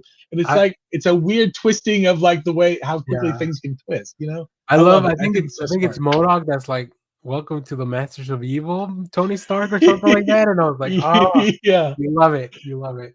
Love to see it. yeah. Nice." It's fantastic. And then the final thing that I've gotten to read this week, I've got a whole stack of things I've not read yet, is Oh, the Absolute Flash, not non-Chrome cover version, and then there's the Chrome cover version. I enjoyed it. I really enjoyed it. It's a good first issue. Again, we're playing with it's a good shaking up of the origin of the Flash story. Wally West is the only Flash. He does not. There's no mentor. He doesn't know what's happening to him. We don't yeah. know what's really happening to him other than he's really fast. There's of course a lot of hints to some classic Flash villains, and then there's some actual classic Flash villains in the comic. But I'm Yes. excited to keep reading. It's a good first issue, uh, but I feel like I don't have enough to grab onto to be like I think this is going to happen and this and this and this. But it's really good. I enjoyed it. Nice. Yeah, I'm also really excited for this one. I love Nick Robles on art. I think he's doing Yeah, some really funky stuff. Where like just visually it looks really cool in a lot of these panels. And I like the idea that Wally is so young. Like I think he's 15 in the book, yeah, which makes it, hmm like it raises the stakes a little bit because for the most part we've known the Flash as a like a full grown adult, right? He was already working for the police or whatever. yeah, But this is way different. Like everything is kind of happening to him as opposed to him being at the center of it. And then of course the story kind of keeps cutting in and out between Wally at different moments. So like there's no Speed Force, but there's still something weird going on that Lemire's playing with time wise, I think. yeah, So yeah, I'm very excited for it. So I think the only other things that I read that you didn't mention was we talked about this last week out of Alcatraz #1. So I was lucky to find a copy. It's pretty beefy. I didn't realize how. I mean, I should have known because it was 48 pages. yeah. I did But pick up one of those as well, but oh, nice. yeah, So it looks pretty good. Like the art really works in person as well. So that's very nice. I like it when sometimes when we get the PDFs, they're not like the best quality or resolution because they're like advanced copies or they'll have a watermark on them, right, which right, is right. which makes sense. So it's nice to go back and see the art as it was intended. And then the other thing I picked up as well that I read was the LA Strong comic from Mad Cave. Oh yeah, yeah, This is all to benefit the BINC, which is like for comic book. Uh, it's a charity for victims of the fires, and they help out comic book creators. And it's just like I haven't read all of it because it's like 1 to 2 little page stories by a whole lot of people. I just figured it was going to be, first of all, it's for a good cause. yeah. And then second of all, I just figured it was going to be nice, something interesting to have in your collection as well. Yeah, but it's very cool. I love the back cover is really nice too. Like just really crazy. that's Who cool. is this? And then Ian Churchill did the cover. I don't remember the last time I picked up a book with Ian Churchill. He was doing a lot of stuff in the New 52, but ever since then. So. Oh, really? I only remember him from like the 2000s X-Men stuff. Yeah, it's been a while. And then let me just show you a few other things that I picked up, and then we can talk about if you have any other books you picked up that you haven't read. This is the Ultimate X-Men 13 variant that I picked up. Very cool. I love I'm a big sucker for foil, which is also why I picked up this second issue of Silverhawks with Moonstar or Monstar. I don't remember how you say his name, but as soon as I saw this dude, I was like, oh yeah, taking me back to watching. So I don't remember anything about the Silverhawks, but I remember that dude. We have the Daredevil Unleash Hell that only comes in the red band variant, which, if you want to know more about Muse from other things, maybe you should get to read that. Also, Crush Department or Crush Depth, Matt Cave. I haven't read this, but I'm pretty interested in it. I don't know what it's about, but Matt Cave's been doing some really fun things. Of course, Epithets, this week's Epithets or this month's, which I also haven't read, but it's got stories by Brian Azzarello, Christopher Canwell, Michael Conrad. Did you pick up the other one, the other cover? You picked up the rake. Oh no, the same one. There was another cover, and I was like, I don't think I like that one more than this one. And then my X-Men Hunt stuff that I'm gonna be reading, probably for this week. And I'm not reading Titans, but I really like this cover. Are you muted, Jeff? I think you're muted. Or your mic went out. One of the two. All right. Wait, here we go. Am I here? Can you hear me? Yep, I can hear you now. And then, of course, my Peach Momoko covers. Two of my favorite characters, Magic and Psylocke. And then last but not least, the variant cover for Absolute Batman. This is by... Oh, that's nice. I like that they put it says Frank Quietly. Yeah. I haven't seen a Frank Quietly in a long time. Very cool, either. very cool. Yeah, no, me too. I'm glad he's still doing stuff with DC. All right. I did pick up a few things. Real quick, I also picked up New Gods. I haven't finished reading it yet. Oh yeah. I was gonna pick it up, but they didn't do an what is it, acrylic, or the covers that I've been picking up where it's like one. Oh yeah. I forget what that's called. And then Sacrificers. The new Sacrificers. I haven't read it yet. I forgot this was even coming out. The Deviant. Yeah, they took a break. Yeah, this is the last issue, so it's finally done. Well, time to read it. It's a finish it's full 9 issues. But like it when the when my comic guy handed me my stack from my pool, and I was going through it, and I was just like, oh, I don't subscribe to the Deviant. And then I was like, wait, yes, I do. It's just been so long that I forgot that it was a thing. I picked up World's Finest as well. Yeah. I haven't read it yet. And speaking of so long, I did pick up the last issue, the second issue of the Last Days of Lex Luthor. It's been so long since the first issue that I have to go back and reread the first issue because I think it's been over a year. Yeah, for sure. Maybe. Who's doing that book? This is Mark Waid and Brian Hitch. Oh, okay. That's probably. I mean, that might be one of the reasons why it's taking a while. But yeah, so I need to go back and refresh my memory for both the Deviant and honestly Sacrifice. I started reading the Sacrificers issue and I was just like, I don't remember what happened in the last issue. I'm reading too many month-to-month comics. That's why hard to remember. I'm doing this thing where for a lot of those miniseries or little things, I'll read the first one to see if I like it, and then I just wait until it's done to read it all. So like this upcoming week or this weekend, I'll be reading The Exorcism is 1600 pen because that one's done. Issue 4 comes out this week and it's done. And then also Red Before Black, the Stephanie Phillips book, of the crime thriller book, because issue 5 comes out and then that'll be done. So yeah, I'm trying to do that to really enjoy the stories and get it all in one go. Nice. Since I'm reading so many things monthly. All right. Anything else on comics before we move on to our review? Nope. That's it. Cool. That's all I got. Well, this week we are going to be doing a review for an upcoming comic book.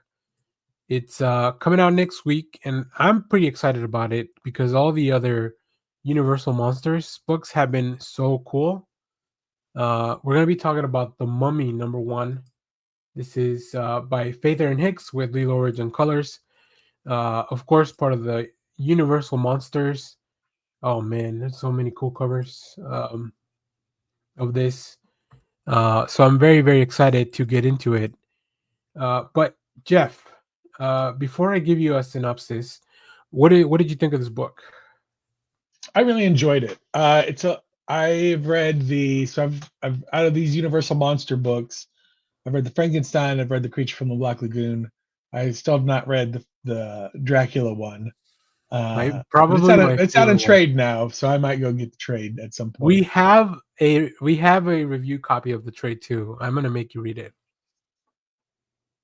I'll read it. Okay. And then this one. This one feels a little bit different than the two that I've read. In that the artwork feels a little bit more I don't know what the word I'm looking for is. It's not nearly as stylized. Yeah, It's stylized in a different way than from like what the Frankenstein stuff was. It's a little bit more cartoony, feels like a lighter uh, tone, for a sure. lighter tone. But it's still. I read the. I don't know if you got to the end where the what's her name Faith Hicks Erin wrote Hicks the has whole a letter in the back. thing. Yeah. Yeah, and she kind of talks about how she really felt more in love with the romanticism of the Mummy. So I think Mhm. there's going to be a little bit more of that in there than the. It's going to be more of like a horror gothic romantic kind of feel vibes Yeah, to it than just the straight scary stuff. So once you get that in your head, I'm like, it's a great little beginning of a story. So yeah, I enjoyed it. great. Let me give you a quick synopsis for anybody that's looking forward to this. Helen Grosvenor is a woman born to two worlds and belonging in neither. Forever haunted by a cursed encounter as a child, when unknown voices bring her back to an Egyptian dig site from her past, Helen will unknowingly play an unexpected role in the rise of a monster only known as the Mummy. Um, yeah, I really like the introduction of this character as this person who, she's of mixed descent, right? She's half British, half Egyptian, and living in Egypt, like she doesn't fully belong in either place, especially at this time. Well, like Mhm. what is it, like early 1900s or whatever. Yeah, Um, 1920s. yeah, there you go. So I love that idea. I like the conversations that because of her status, she doesn't really have a lot of friends either. So like the people she knows is like the kids of like the staff at her house. So there's always going to be some kind of barrier there. And then of course in the background you have like it almost feels like the Mummy is the secondary character, and this is Yeah. probably just for the setup, right? Because we don't really see a lot of that. We don't. It doesn't feel very supernatural. It just feels more like slice of life. Like this is that we're following this girl throughout her life, but it was pretty enjoyable. I like and I really like the art too. Like it really fits with the tone of the story. Hmm. Um, I haven't read much by this author, but I think they worked on The Last of Us. There was like a comic one shot, and then Avatar, and like a bunch of stuff like that. So yeah, I'm pretty excited. And then did she create? Oh, she created a Squirrel Girl, not the main Squirrel Girl, just like a different version of Squirrel Girl in an alternate Earth. But yeah, pretty cool.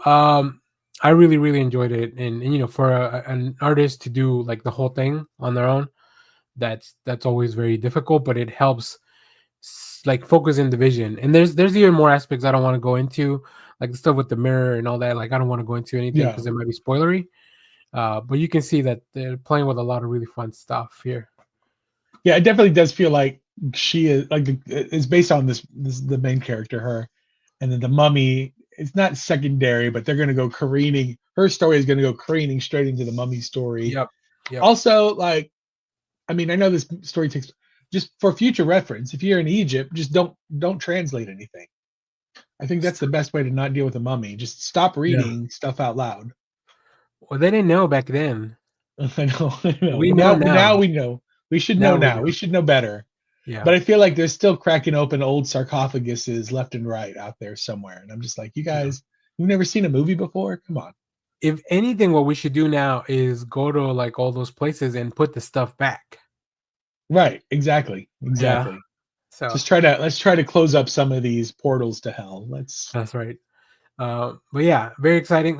We were talking before the show. Neither of us have ever seen the original Mummy.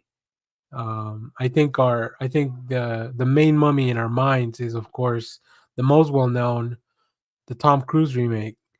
Yes. I was just kidding. I love No, of course, the Brendan Fraser 1999 Mummy. And you were talking about the romance part in that, so I definitely get that. Yeah. I would like to. I need to. I know. I feel like if Josh were here, he would be scolding us both for not watching the original Mummy. It's his But I fault. would at someday like to get. It is his fault. To get all those classic Universal movies like on Blu-ray at some point. Just so I could have them at my if I could watch them. I'm sure they have some kind of steel jacket case or something. Josh has the collection of all of them, or like the main ones, I guess, or the first ones. I don't know. I'm sure they made a bunch of them. But yeah, I like it.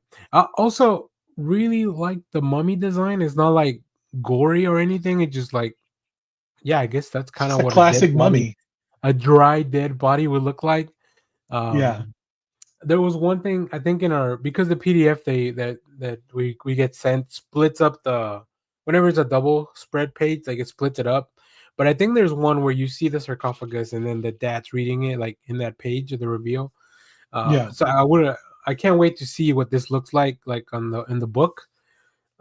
Just to see like how that is kind of spaced out and really get the full effect of the full page. Right.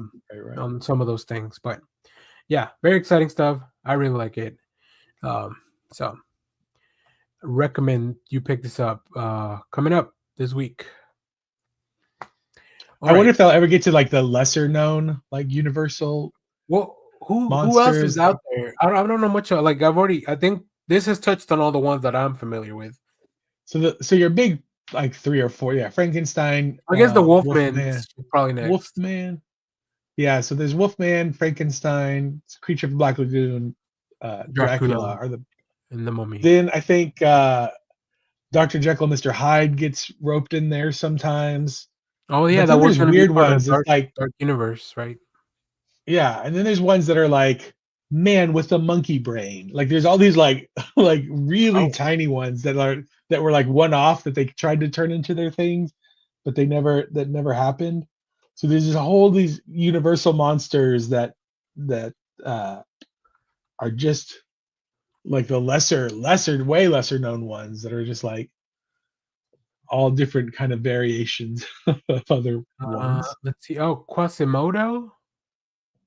Apparently, the Invisible Man is also. The Invisible Man's one. That's right. He's probably he's got to be up there. The Gill That's got to be an is, easy. Yeah, Gillman is Creature from the Black Lagoon. I would love to get the artists. Like, can I do the artwork on Invisible Man? Because you're just that's nothing. That's easy. You got to draw him like Sue Storm. Just a little blue. That's right. Little blue outline. right. Just the dashes. The Raven. I think that's just an adaptation. That's a wrestler from. Yeah. It's just 2000s Raven from 90s WCW. Yeah.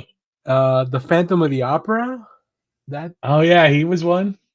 That's crazy. Yeah, interesting. And then of course you can start going into the brides of Dracula, the brides of Frankenstein, the Invisible Woman. Interesting a list here. I just typed in roster of Universal monsters and that's kind of what pulled up. So nice. All right. Oh, it's like a Mortal Kombat style roster there. All right. Cool. Well, Jeff made a list of a few things that we can talk about for the rest of the show.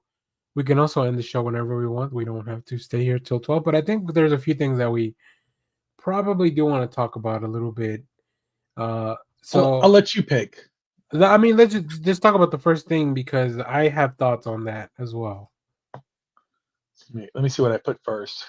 Dun, dun, dun, dun. Oh, the wrestling question. Yes. The wrestling question. I don't always watch AEW, but I do see the highlights, and I did watch Edge take a giant stick full of nails to John Moxley. That thing looked so painful to me. I've never and he was. Sometimes you know, as we all know, wrestling is real fake, fake real, and that they're not trying to actually hurt one another because it's a performance. But you know, sometimes you actually do take a shot of the back to the chair. You want to make it look good, so sometimes you really are hitting the things. But for the most part, my guess was that they are always going to pull the punches when they stick a bunch of nails in a bat and stuff, because you don't want to actually hit somebody with a bat with a bunch of nails in it. But I forget, Adam Copeland, I believe it was. They call him Cope Edge. Cope hit John Moxley with a stick full of nails a few times. One time, and then he backslid. So the bat was on the canvas, and then he suplexed him onto the stick.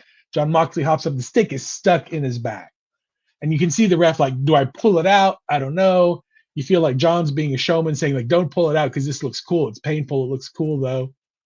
And my question is AEW going to get somebody killed at some point? Because these guys go all out nutso, and this is like full on old school. What was that, Death Wrestling League from back in the day? Yeah, like it's insane what they're doing, and I'm a little worried for their wrestlers that somebody's going to get really, really hurt at some point.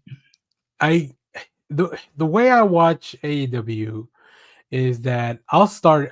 So Wednesday, I think I shot a few videos and I was gonna edit them. So I started late, but because it's recorded, I could just catch up. And by the time we got to this, I thought this was gonna be the main event. There was like two other things after that I found out when I was watching a recap video. Oh wow! So I run out of steam with AEW, where it's like, well, especially because like they'll start with something really hype. Like I think this one was the 3-way match for or 4-way. Yeah, it's a 4-way match for the international championship contender. So it was Orange Cassidy, Mark Davis, Speedball, Mike Benson, Mike Kent. I don't remember his name. He's new. And Ricochet. So like you start with something that just goes all out, and then you bring in. They did a few other segments. So by the time we got to this, I was like, I'm kind of done with this today. So I never got to see it. Like I saw the beginning of the match, but I didn't get to that part. I got distracted with something else. So the next morning, I just wake up and look at YouTube, and I subscribe to What Culture Wrestling. So like their thumbnails, like John Moxley with the thing in his back, and I had seen that bat before. Luckily, I'm not big on all that, like too much blood, too much stuff that looks gnarly. Like I'm not all that. And I think they said that Wheeler Yuta had to come in and help him pull it out of his back too. But my question is like, why don't they have? I know it's supposed to be like kayfabe or whatever. Why is there not a reaction camera of Renee Paquette every time John Moxley does something like this? So yeah, I would be like, no, you can't. Stop it, no. Yeah, they're big on like they like to do the blood. They are full on. And Darby Allin, anytime Darby Allin's like, I'm gonna jump off this thing, I'm just like, somebody please stop them. Like just like they need some I'm afraid, I did not. I was not around. I was not watching wrestling when Owen Hart unfortunately passed away. But my biggest fear in watching anything live wrestling is that I'm going to witness something like that. Yeah. And I'm just like, AEW, I feel like, is the one that pushes the boundaries closest to those things. Thank God Sting is retired. That's all I gotta say. Thank God. Now, have you been watching any WWE? It I've been was watching the Raws on Netflix. wild. Like on Monday, I was working, and then I don't remember where I saw a comment on Discord or somebody maybe like, oh, that promo, the John Cena promo was really good, and I was like, oh shit, they're in Europe and they're just airing them live. I forgot about that. I did too, Which and is I went, wild. but so I got caught up with the thing that you got caught up with before, because I went to try to watch at 7 o'clock because I was like, oh, Raw's starting, and then I saw that it already played. And so we got like 20 minutes into it, and then Netflix aired out because it has that weird like you have to wait a certain amount of time after the live show before they can restream it or whatever. Yeah. And so it wouldn't let us play. I had to watch it the next day because I Yeah, didn't know I what had it. I had issues where it kept getting, I guess maybe so many people were watching it that it kept giving me an error, and I was like, damn it, I don't want to wait till, because then I'll have to wait, right? But yeah, Yeah, that yeah, yeah. that opening segment was John Cena and Cody was I love that really, little kid. In fact, that poor kid. You, I hope that kid grows up to become a wrestler and then like takes out Cody. that'd be Um, fun. like That'd be I fun. really want the wrestler that, I forget her name. Like she was a little girl that Bailey, like she was always at NXT, and Oh now yeah, she's a yeah. wrestler. And I The think like Roxanne Perez. I don't know. no, yeah, I mean all of them were fans, but like this was just a little girl that was always at NXT dressed like Bailey. But now she's a wrestler too in the Indies. So like, I hope she makes it to WWE one day and just gets Yeah, to wrestle Bailey. That'd be cool. Um, all right. I am sad that I'm not catching up on because I feel like all the good action is now on SmackDown. I feel like since Raw has gone to Netflix, they've kind of really they're like, oh, we got all this room to play and stuff, and now it's just like a bunch of promotions, and then like I'm just like it feels like the shows feel slower almost in a weird way. They definitely throw in one or two segments recapping what's going on SmackDown. Yeah, So I mean I can't wait till till it's all on Netflix, I guess. yeah, yeah. That'll be fun. Because then everybody can just be on, and like for people that don't have cable, then everybody can be in the know. Or Which is just still weird that get they your don't stuff air it to. on Peacock next day. It is so weird to me that they don't. That you have to wait weeks before it comes out. Yeah. It's like watching if it'd be like what being a sport like if you're watching an actual sports thing because then you watch the premium live events on Peacock Mhm. live, and it's sort of like watching the Super Bowl but only watching one half of like the playoffs, and you don't Mhm. get the other half of like the of Yeah. the Yeah. other. So you're just like I don't know. What is this, TNA, where they tape it and then I gotta, when weeks later is when they finally put it out on their thing or whatever. Yeah, exactly, exactly. All right, you had some other news. Let's talk about the Marvel news because I only saw a little bit of that, not a lot. So if you wanna Yeah. fill me So in. earlier this week, or maybe it was last week, artist Dustin Nguyen, took to, I believe it was X, and just called out Marvel for their terrible pay rates, kind of burning bridges. But I haven't seen Dustin Nguyen do a Marvel comic in forever. I A don't know long what he's done. time, probably because of that. Uh, Probably because of that, he went on this long rant. But then he had other people chime in, including Zoe Thorogood, Sean Gordon Murphy, Yannick Parquet, and I think those are the biggest names that chimed in on his thing. And they all kind of aired their complaints with Marvel and their pay rates. Zoe Thorogood talked about how she was commissioned to do just a sketch for one of the Spider Universe things, and she was like, "Okay, cool, a quick sketch for like uh, some kind of like annual issue or whatever." But Marvel turned it into a cover without telling her. But she didn't get cover rate; she just got sketch rate for it, and they would Mm, not switch it back and stuff like that. Uh, it kind of makes me wonder. So it definitely makes Marvel, I think, look bad. Yeah, for Uh, sure.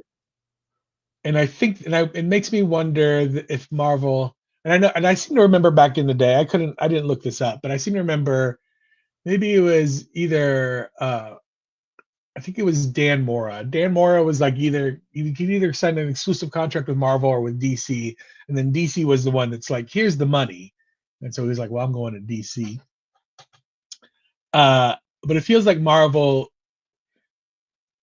uh, like it feels like Marvel like relies on their product more than their creators, where they're like, people are always going to buy Spider-Man, so it doesn't, like, as long as we have, this is where I almost pivot to my Netflix rant. It's like, as long as we have something that is competent, we're good to go. But we're not gonna, waste a whole bunch of money on actually making the thing super good, or hiring people to make the thing super good. We just want something that's getting there. Let's just get the product out. Yeah, Whereas DC, I feel like they have all the great artists right now. They've so many great artists. They've got so many great creators over there. I don't know. Marvel is just kind of like, whenever I pull my comics for the week, I always kind of separate them out to, like, these is my stack of indie stuff, this is my stack of DC stuff, this is my stack of Marvel stuff. And over the last year, the Marvel stuff has been dwindling to like just a handful of titles, just because what they're doing right now is just not interesting me, and I don't know what you know. yeah. No, I definitely agree. I hadn't seen all this stuff. I saw Dustin Wayne on Instagram talk about it, but it obviously you don't see responses on there because I'm not on Twitter. I'm not on like Threads or anything like that. Yeah, But I am on Blue Sky. Follow me on Blue Sky. But yeah, it was like and I think Dustin Wynn said that Marvel later on reached out to like somebody reached out from Marvel and they had a conversation about it or whatever. But like that still doesn't change anything emblematic with the actual problem, which is like Marvel needs to do something, like shake things up or change, or I don't know. Something kind of needs I to get happen. I get the feeling that the last time I was like, oh, Marvel's firing on all cylinders kind of thing, is back when Joe Quesada was their editor in chief, and he was taking risks. And that was back when, so that was the first Marvel Ultimate Universe stuff, where he was putting like all these creators on the Ultimate Universe, and then those creators almost graduated to Marvel Main 616. Yeah, And then that's when we started getting Civil War and like that, the whole like, bam, big event, big event, big event, but they all kind of tied together, and you were just kind of, I just loved the whole thing. yeah, uh I feel like the current Marvel editor in chief, CB Sobliowski, or however you say his name, he's got a little bit of Dan DiDio in him. Maybe he's kind of like, it's not necessarily my way or the highway, but he has a very stern idea as to how these characters should be run, and it's kind of limiting in that, I don't want these things being played with too much, kind of thing. yeah. So, uh, and Like then maybe they're those everlasting rumors of like Marvel's rule of like Peter can never marry Mary Jane, and yeah, like they can yeah, boyfriend or girlfriend, but they can never marry or whatever. At and least not then in the main universe, or stuff like that. Which like they're weird rules, but if it's gonna be a compelling story, like yeah, why not? Why not take a chance on it? I mean, that's what the Ultimate Universe is doing, and I think a lot of it is working very well. I will admit I lost the thread on the Ultimate Black Panther mhm. book, and maybe I need to go back and try to revisit that. But I really like all the other stuff, and it's really really fun. So, but to your point, I think just I look at my stats on as I read stuff, and I log it into League of Comic Geeks, and I'm just reading so much more DC Yeah, because their main line has me hooked, their absolute line has me hooked, and then all the Black Label stuff, like you know, I would say 3 out of 5 Black Label books, like I'm super on board with. So like it's a lot. It's a lot for me to read. Where Marvel doesn't. I wish Marvel had an Elseworlds brand or something like that, where it's just like single like stories that have nothing to do with anything else. It's just like like they're all graphic novels or whatever. yeah. I do wish that too. And also as a creator, well, and if I'm a creator, a relatively well-known creator, like not somebody just coming up or whatever. Mm-hmm. But if your options are to, go to DC and have a little bit of freedom and get paid better, or maybe, pitch your idea to Boom or Image or whatever, like, and then maybe get some of your own money back because it's a creator-owned stuff, or Marvel where, where you're just getting paid basic page rates kind of stuff or Yeah. whatever. I'm gonna try to do the other Mm-hmm. options before I go to Marvel, and I think that in the long run will hurts Marvel. I think Marvel has some, like, I think that Ryan North is doing some great things over there, but Yeah. he's not. He's somebody that kind of is still kind of. I think this is his like calling card. Like this is where he's first kind of coming out and being like, his Fantastic Four run. He's doing Squirrel Girl before, and he's doing a lot of indie comics before. But now I think this puts him on the map, and I don't know how long before he gets stolen away for more money someplace Or else, and that's just or going to be just the goes thing. back to doing his own thing because now he's got a following and he doesn't need to be restricted by, like, his indie stuff is pretty funny too. Like it's really Yeah, good. yeah, yeah, Um, Same with like like Jed McKay. I really like his stuff. The X-Men, I feel like he's a little confined by the X-Men office and their rules and their boundaries. But all the other book, like the Avengers book, is fantastic. Like I feel like he's got a lot more freedom there. yeah, Um, yeah. so yeah, I don't know. I don't know Marvel's but next week they're doing Godzilla one shots or crossovers or whatever. So like I'm gonna pick up a It few of does those. feel like they're banking more on like these are our big tent event kind of things, Yeah. and Godzilla, Spider-Man. We brought they're bringing Chip Zdarsky back for Captain America kind of Oh thing. yeah. That I'm So excited they for. have a couple of things where I'm like, okay, I'll check that out. But like line wide, there's nothing that really excites me right now. And we have people like we don't know where Donny Cates is doing when he's coming back. Like, is he going to Marvel? Is he going to DC? Is he doing his own thing? Yeah, So there's all exactly. those options too. So, but if you're telling me like if you're saying like, oh, I can just go do something better or more freedom or for more money or through all of the above, then yeah, I'm probably gonna try that. So, Yeah. uh, yeah, interesting. Yeah, I like I said, I saw Dustin Wins, but I didn't see like Sean Gordon Murphy or Janique Paquette or even Zoe Thurgood, who I follow on Instagram. I love her work, but I just Googled, like, while we were talking, I checked out the cover, um, or her sketch that was turned into a cover or something. Mhm. So yeah, interesting. Yeah. All right, let's close out the show with, I don't know, which one do you want to do? Which one do you think is more interesting of the two things that are left? I let's do well, let's talk about Looney Tunes. Let's do So it. Let's close Max, out the show with the Looney Tunes, let's which you can watch their movie this week as well. I think they extended the theater stay. that's good. Um, So yeah, so The Day the Earth Blew Up, starring Porky Pig and Daffy Duck, still in theaters. I saw mhm. it a couple of weeks ago. Great movie. Uh, Yep. the the the producers of that are the distributors of that movie, Warner Brothers, along with Ketchup, is the other distributor. The other yeah, the Ketchup is also looking to possibly distribute the other Looney Tunes movie, the Wile E. Acme versus Coyote. or Wild Coyote versus Yeah, Acme. yeah. So I hope that goes through. However, You, unfortunately, Max has decided to pull all of their Looney Tunes library from Max, and so now you can no longer watch any of it, unless I guess maybe you can order it off of YouTube or someplace, or buy it off of Amazon, or go to some place and buy physical copies of whatever you can find. do you But this think is just do you think that this Ketchup production could or distributor could also get that Batgirl movie out there? yeah. What else can we pick up? I think they put Uh, out that Hellboy movie, the Curse or whatever, the last one. I haven't seen oh, it because really? it didn't look very good, I wonder who unfortunately. owns Ketchup, because they seem to be focusing in on like nerdy stuff. I wonder Heinz who that family. is actually. Um, but yeah, this is just another reason to go out and buy physical media, because you can't trust what the big corporations are going to do with your favorite things, that they all the IP that they own. Which feels like a weird move after you see the success. I would think that at least the month that the movie's happening, you would think that they would want to keep it Right.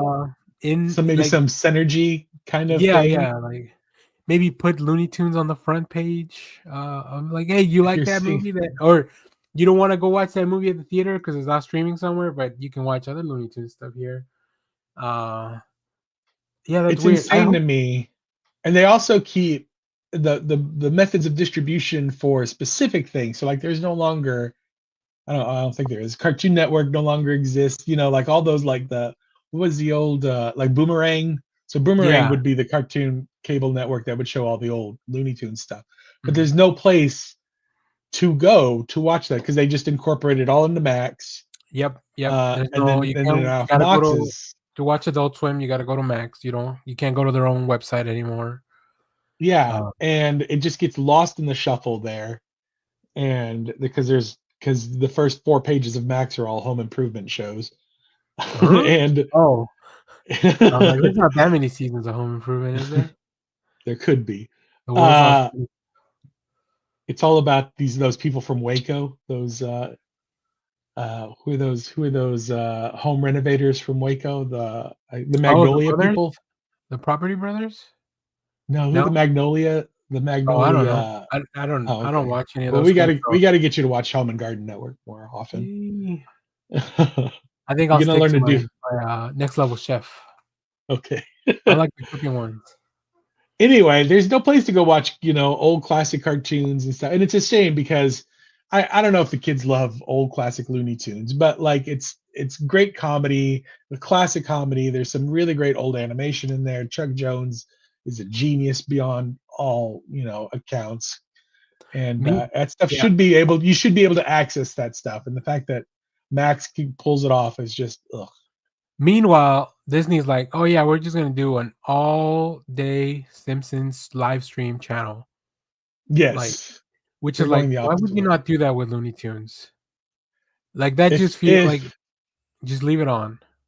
if it were Disney, we would have a live action Bugs Bunny right now. And it would Yeah. be a man in a Bugs Bunny suit because that's what Disney does. It'd be a CGI Bugs Bunny that looks Oh, real, weirdly, like the Snow White. like the Lion King. Yeah, like Snow White. Snow White out this I, week, but I don't know if people are gonna watch it. I hear it's not very good. yeah, I don't think I'm gonna go ahead and skip that one. Yeah, That me seems like a too. movie based on a bunch of bad choices. I'm just not a big fan of the live action remakes anyway, so it works Yeah. out. But I can still go watch. I can go watch the Looney Tunes, or I can go watch Novocaine. And I think that Locked In movie, the one about the dude stuck in the car, I think that's out Oh this yeah, week as yeah, yeah, well. yeah. So I gotta go find it. So cool. Well, take to the high seas if you need to watch your Looney Tunes. I'm sure you got a friend who knows a friend that's got them somewhere on a hard drive That's or right. whatever. That's right. So cool. Well, I think that's gonna do it for us now. We did get. I didn't even see the chat till earlier on. Sonic the Hedgehog was in the chat. Sorry, all the Sonic talk was like early on in the show, so feel free to go back and rewatch that. I do usually put time codes on the thing after the show, so stay tuned for that if you want to catch the replay on some of that stuff. But do you have any recommendations for next week, Jeff? I don't, not off the top of my head. Go watch. I don't know. Go watch basketball if that's your thing. There's a lot of basketball on TV right now. You mean Space Jam? Space Jam, of course. Go watch Space That's Jam, all there which is is a to watch. mix. It's a mix of basketball and the Looney Tunes. The Um, best. yeah, I'll recommend. I really enjoy. Obviously, go read The Mummy, which we just talked about. But Absolute Martian Manhunter comes out this Wednesday. I've got a chance to read it. It's by Dennis Camp, who is a writer that's just really blowing up right now, and Javier Rodriguez, who I will admit has a very distinct art style, and I understand that maybe not for everyone, but it really works in this book just because of like what's going on. Um, and you should go read it because you need to know: is there a mention of Chocos? Is it Chocos, the cookies that he likes? The cookies, yeah, Chacos. I always call them Chacos. But yeah, I think it's really fun. There's a lot of really cool stuff that happens, and it's probably the most different and out there of the absolute titles. So I will say that. So I can understand this one not being for everyone, or like not being up everyone's alley. I feel But like then, Denise Camp yeah, is slowly, for me, he's slowly getting put into that Rom V, Jonathan Hickman, yeah, Al Ewing. Like these concepts are bigger than, like, I have to put on my thinking cap before I get into a Denise Camp for sure, book. for sure. I mean, he's been picking up wherever Jonathan Hickman leaves off. Like he's been picking up some of that stuff, right? Yeah. Over at Marvel. So yeah, for sure. I think very excited for that. So that's my recommendation. There's a lot of really good comic books too that are going to come out next week, but I'll be talking more about those in individual review videos.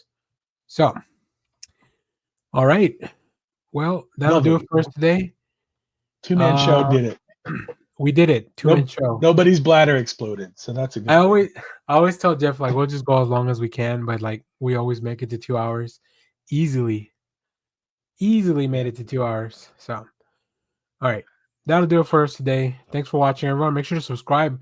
We just hit 3,800 subscribers, so on the way to 4,000. I don't know. Maybe I was thinking of maybe doing a new logo for 4,000.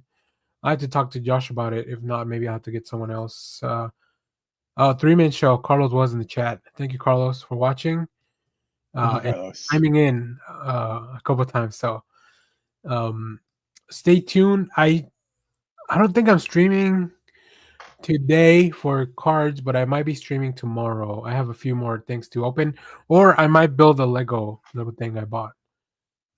So stay tuned for all that. Or you might bust out the graphing calculator. We don't know.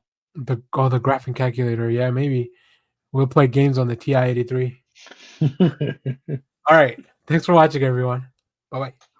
The most important thing in life will always be Hell, Bebo. Little loves you. Simon Center, get the fuck out.